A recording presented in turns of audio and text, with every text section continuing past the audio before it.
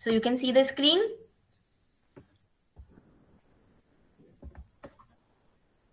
Clear, visible? Yes, ma'am. Okay. So now we are going to discuss the linearly independence and linearly dependence. ये बात आ रही है vectors के लिए. ओके. और वेक्टर्स क्या होते हैं? Vectors are a column matrix. ठीक है.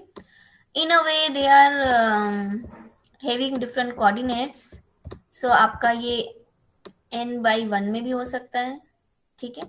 या वेक्टर्स इन आर एन, क्योंकि आप रियल वेक्टर्स को भी देख रहे हो.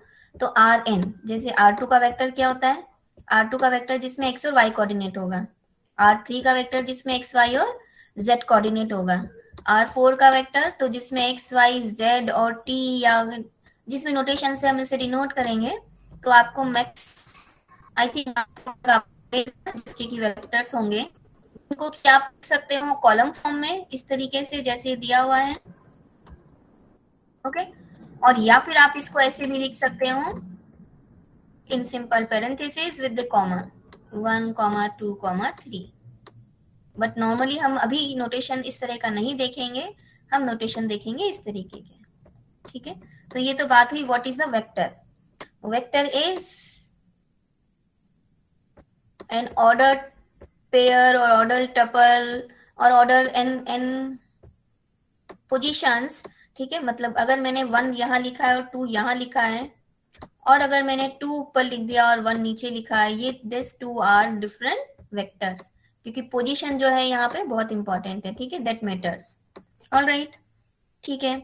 अब वेक्टर्स जो है वो लीनियरली इंडिपेंडेंट है या डिपेंडेंट है, इसका क्या मीनिंग है? तो इसको समझने के लिए आप ऐसे समझो कि एक वेक्टर से मैं दूसरा वेक्टर निकाल सकती हूँ या नहीं निकाल सकती हूँ. ठीक है. जैसे आपकी एक एग्जांपल अगर हम लें, आपकी लोकेशन से और आपके ब्रदर की लोकेशन हम निकाल सकते हैं या नहीं निकाल सकते हैं?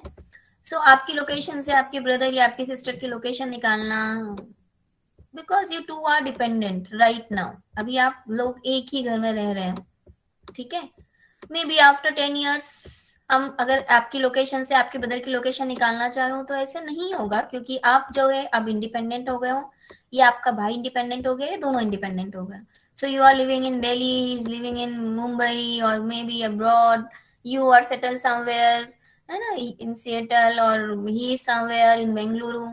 तो अब आपकी लोकेशन से नहीं पता चलेगा, बट अभी पता है हमें यू आर डिपेंडेंट. ओके. सो इसी तरीके से हमें अब डिपेंडेंट और इंडिपेंडेंट की क्यों बात आ रही है? Because they will play important role in all other calculations and things, in concepts. ठीक है. सो हम अभी तो बस ये देखना चाह रहे हैं whether vectors are linearly independent or dependent, and we want a formula. So that formula is what? अगर आपके ये वेक्टर्स जिनको अब हम नोट करेंगे v1 v2 v3 से, if they are independent, okay, तो आप क्या करो, इनका लीनियर कॉम्बिनेशन कंसीडर करो. लीनियर कॉम्बिनेशन क्या होता है? लीनियर कॉम्बिनेशन कहलाता है v1 plus v2 plus v3. ये भी एक लीनियर कॉम्बिनेशन है. इसको और जेनरिक बनाना है, हमें जनरल लीनियर कॉम्बिनेशन देखना है. तो v1 अल्फा 1 टाइम्स v1 कर दो, अल्फा 2 टाइम्स v2 कर दो, अल्फा 3 टाइम्स v3 कर दो. दिस अल्फा 1 अल्फा 2 अल्फा 3 क्या हो गए? स्केलर्स, मतलब एक सिंगल नंबर. मतलब आपने 1 2 लिया और आपने 2 टाइम्स 1 2 लिया, तो 2 टाइम्स 1 2 कितना हो गया आपका? 2 और 4. अगर इसको यहाँ रियल लाइन पे आप देखते हो, 1 और 2 कहाँ आ जाएगा? ये 1 और ये 2, ये यहाँ आ जाएगा. ठीक है. ये 2 और ये 4, मतलब आपका ये 1 2, तो ये 1 और 2 आपका ये पॉइंट आ गया. नेक्स्ट मुझे देखना है 2 और 4, तो ये मैंने एक्स एक्सिस पे 2 हो गया और वाई एक्सिस पे 1 2 3 और 4, तो मैं यहाँ आ जाऊंगी. ठीक है.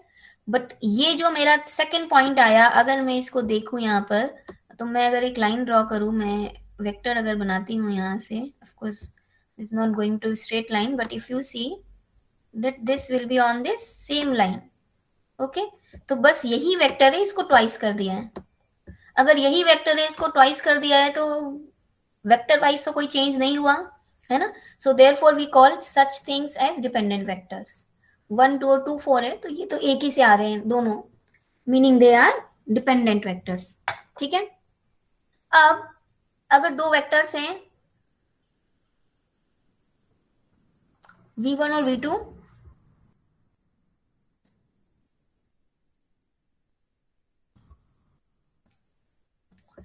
v1 और v2, इन दोनों के किसी तरह के कॉम्बिनेशन से मुझे तीसरा वेक्टर अगर मिल जाता है, तब भी मैं बोलूंगी कि ये तीनों वेक्टर डिपेंडेंट हैं। ओके, तो इसको फॉर्मूले में कैसे देखेंगे हम? फॉर्मूले में हम देखेंगे we will make a linear combination which is nothing but scalar times the vectors and their addition. So alpha 1 v1 plus alpha 2 v2 plus alpha 3 v3. What you have to consider? You have to consider that whatever is coming from this एक system of equation जैसा आ जाएगा ये. वैसे जब आप देखेंगे अभी हम इसे, so this will come out like a system of equation. Okay, और अल्फा 1 अल्फा 2 की जगह यहाँ पे x1 x2 नोटेशन यूज किया है, तो बेटर है आप भी वही नोटेशन यूज कर लो. सब चला गया. सो आप भी यूज कर लो x1 v1 plus x2 v2 plus x3 v3. All right, तो जब आप इसको देख रहे हो ये क्या हो क्या रहा है, तो x1 2x1 और 3x1 4x2 5x2 6x2. ठीक है, जब हम इसे पूरा तरह से सॉल्व करेंगे तो क्या मिलेगा मुझे? x1 plus 4x2 plus 2x3. All right, LHS देख रही हूं मैं भी. सेकेंड में क्या मिलेगा? 2x1 plus 5x2 plus x3. और थर्ड में क्या मिलेगा मुझे? 3x1 plus 6x2. All right, ये समझ में आया? x1 v1 x2 v2 x3 में v3 का क्या मीनिंग हुआ? So you are getting ultimately nothing but a set of equations, a system of equations. So what you have to do is you have to solve the system of equation and making it homogeneous. So homogeneous का क्या मतलब है? You equate to be equal to 0 0 and 0. Okay, and try to find out the solution. तो ये system of equation जो कि आपके vectors के लीनियर कॉम्बिनेशन से आई, जिसको आपने जीरो के इक्वेट किया है, आपको इसे सॉल्व करना है और सॉल्व करने के बाद में आपको इसका सॉल्यूशन देखना है. We know that homogeneous system of equation always has solution, so the system of equation will always be consistent. अब हमें बस ये चेक करना है कि यूनिक है सॉल्यूशन या इनफाइनेटली मेनी है. अगर यूनिक सॉल्यूशन है तो क्या है? Only 0 0 0 is the solution. If only 0 0 0 is the solution, it means what? Linearly independent. All right, system of equation से ही मैं आपको इसको बता रही हूँ कि सिस्टम ऑफ इक्वेशंस आपकी हैं, होमोजेनस सिस्टम ऑफ इक्वेशंस है. You know solution always exist and the solution always exists. So if it's unique, you get linearly independent, and if it's not unique, they are not linearly independent. तो एक ही condition याद रखोगे, दूसरी अपने आप आ जाएगी. Unique है तो क्या है? linearly independent. All right,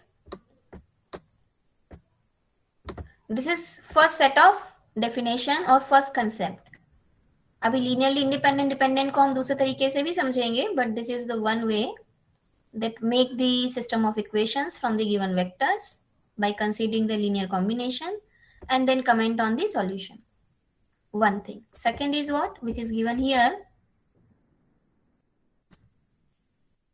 N index set of vectors. मतलब जो आपको वेक्टर्स दिए हुए हैं उन वेक्टर्स का आप लीनियर कॉम्बिनेशन कंसीडर करो, उसको जीरो वेक्टर के इक्वेट करो और फिर उसका सॉल्यूशन निकालो. अगर उसका सॉल्यूशन ट्रिवियल सॉल्यूशन है, ट्रिवियल सॉल्यूशन मतलब यूनिक सॉल्यूशन, मतलब 0 0 0 0 0. जितने भी v1 v2 v3 vn है vp है, ये सब के सब 0 0 0 आ रहे हैं, v1 नहीं, x1 x2 x3 xn xp. तो then it is linearly independent. अगर इनमें से कोई एक भी नॉन जीरो हो गया तो क्या हो जाएगा? They are not all zero. तो ऑल जीरो का कन्वर्स क्या होगा, ऑल जीरो नहीं है, ऑल जीरो नहीं है मतलब एक तो नॉन जीरो है, तो एटलीस्ट वन नॉन जीरो से भी हमारा काम हो जाएगा। अगर at least one of this X is non zero, it means what, it means they are linearly dependent. ठीक है, तो लीनियरली इंडिपेंडेंट और डिपेंडेंट कैसे देखना है आपको, आपको सिस्टम ऑफ इक्वेशन को सॉल्व करना है। इनफाइनाइटली मेनी सॉल्यूशन है तो एक सॉल्यूशन बताना है, और अगर यूनिक सॉल्यूशन है तब तो सॉल्यूशन आपका 0 0 0 ही होता है। That is all linearly independent and dependent means. Okay, अब इसमें क्या है,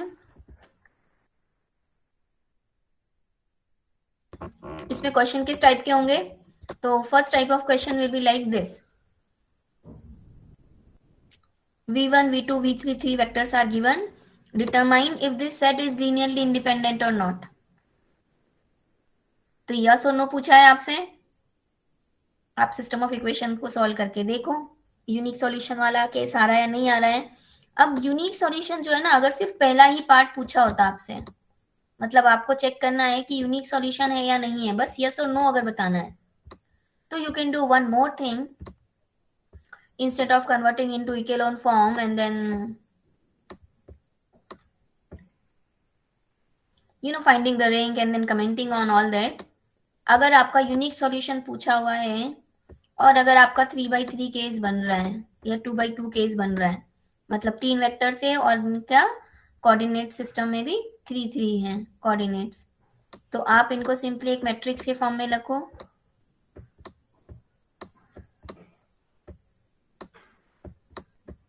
और इसका डिटर्मिनेंट निकाल लो।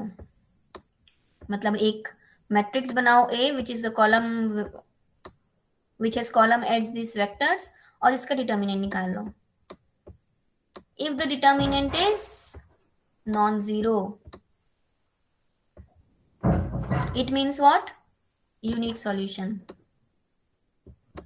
ठीक है, तो अगर आपसे यस और नो में पूछा हुआ है question, so simply you can find out the determinant, that is one shortcut method. Otherwise इसको याद करना है तब भी ठीक है, नहीं करना है तो सबके लिए एक ही मेथड फॉलो करोगे। क्या करोगे, इसको एक मैट्रिक्स फॉर्म में लेके आओ, ए मैट्रिक्स बनेगी और उस ए मैट्रिक्स को इकेलॉन फॉर्म में कन्वर्ट करके रैंक चेक करो और रैंक से कमेंट करो सॉल्यूशन पे। ओके, अगर सॉल्यूशन यूनिक नहीं है तो फिर क्या सॉल्यूशन है वो बताओ। This is the B part. B part says if possible find a linearly dependent relation among v1 v2 v3, it means nothing but give me the solution, one of the solution from that infinitely many existing solution। तो अगर solution unique नहीं है, infinitely many solution है मतलब linearly dependent,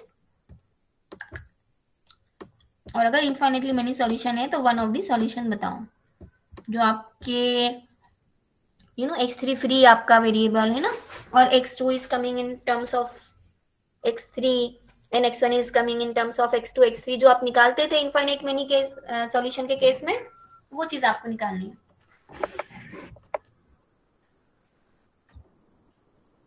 so since this is solve question, इसको देखते हैं एक बार।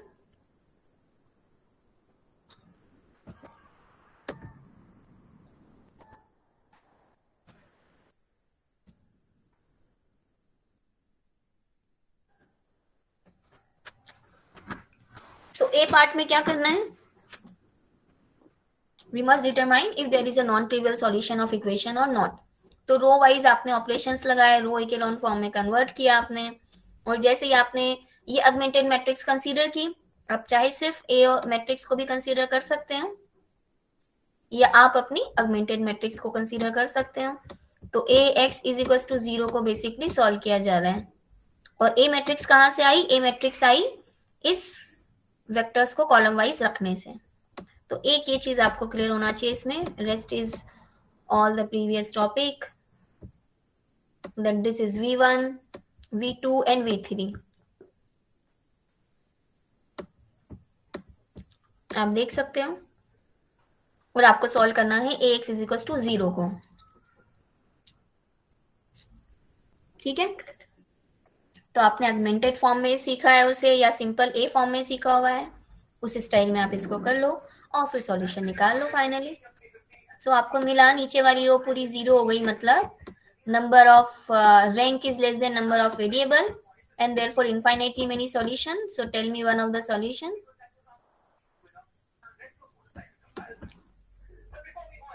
So the one of the solution is, ये आपने इक्वेशंस लिखी और इक्वेशन से आपको मिल गया x3 free, x2 is minus x3, x1 is 2x3। अब आपको ऐसे ही नहीं छोड़ देना है, क्योंकि उन्होंने पूछा है वन ऑफ द रिलेशन बता दो, तो आप उसको कुछ भी एक वैल्यू रख दो।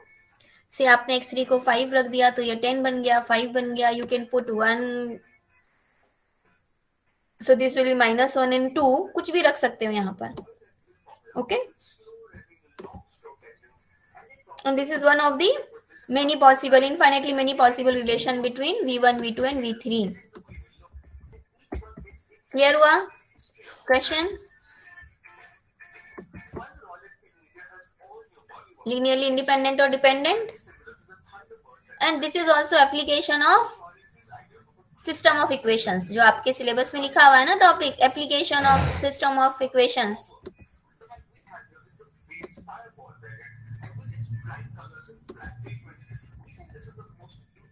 ये what is written rank of a matrix and applications, यही हो रहा है, ठीक है। Linear independence dependence is also one of the application. So now C,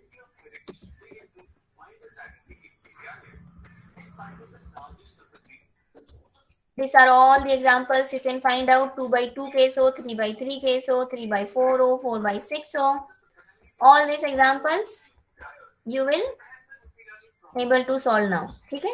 so by inspection only if you can tell, so जरूरी नहीं है आपको इंस्पेक्शन से समझ में आए, नहीं आ रहा है तो कोई बात नहीं, आप उसको सीधा मैट्रिक्स में बनाओ और मैट्रिक्स के बाद उसका सॉल्यूशन निकाल लो, okay. so this all the examples and the exercise questions are given here। एक किसी क्वेश्चन को कर लो क्विकली और आपको फिर क्लियर हो जाएगा।